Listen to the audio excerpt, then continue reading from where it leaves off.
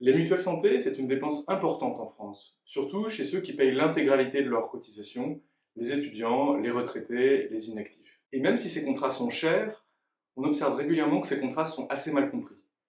Nous avons régulièrement des questions sur les délais de carence ou la prise en charge des remboursements dentaires. Alors aujourd'hui, je vais vous expliquer comment fonctionne le remboursement de la sécurité sociale et des mutuelles santé. Concrètement, à quel remboursement vous pouvez vous attendre lorsque vous effectuez une consultation ou toute autre dépense médicale? Alors avant de rentrer dans le vif du sujet, je vais vous parler du remboursement des dépenses de santé. En France, on a la sécurité sociale qui prend en charge une grande partie des dépenses de santé. Les dépenses d'hospitalisation, les dépenses dentaires, les soins courants, donc ça c'est les consultations chez les médecins généralistes et spécialistes, les dépenses d'optique, les cures thermales et les prothèses auditives. Dans l'immense majorité des cas, lorsque vous avez une dépense médicale, la sécurité sociale va vous rembourser une partie de vos dépenses. Les principales exceptions, c'est-à-dire les dépenses non couvertes par la sécurité sociale, ce sont les médecines naturelles, donc ça c'est les consultations chez un psychologue, un ostéopathe ou un naturopathe. Les dépenses esthétiques, donc ça c'est la chirurgie esthétique et certaines dépenses dentaires qui sont considérées par la sécurité sociale comme esthétiques. Certains médicaments, notamment les vaccins pour partir à l'étranger, eux aussi non remboursés par la sécurité sociale. Et certaines dépenses dites de confort, c'est-à-dire pour avoir une chambre particulière en hospitalisation. Donc pour résumer, en France on est bien.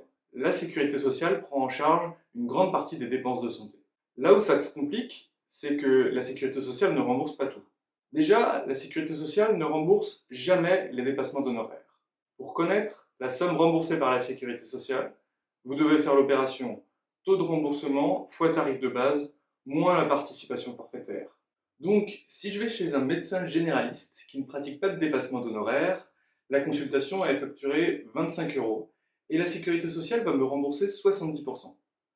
Donc ça nous donne 70% fois 25 € moins 1 € de retenue pour la participation forfaitaire, c'est-à-dire que je vais être remboursé 16,50 € et donc que je devrais payer 8,50 € de ma poche si je n'ai pas de mutuelle santé.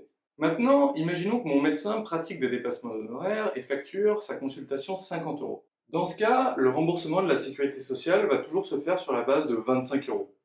Je serai remboursé 16,50 € et cette fois-ci, mon reste à charge va atteindre 33,50 €. Mais alors comment fonctionne le remboursement des complémentaires santé? Un peu de la même manière que pour la sécurité sociale. Une mutuelle santé va vous rembourser un pourcentage du tarif de base.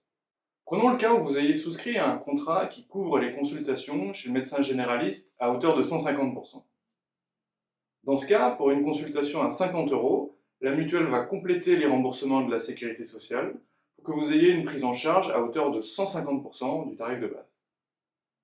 Cela nous donne 150% fois 25 €, c'est-à-dire 37,50 €, moins la participation forfaitaire de 1 €, et donc un remboursement de 36,50 €.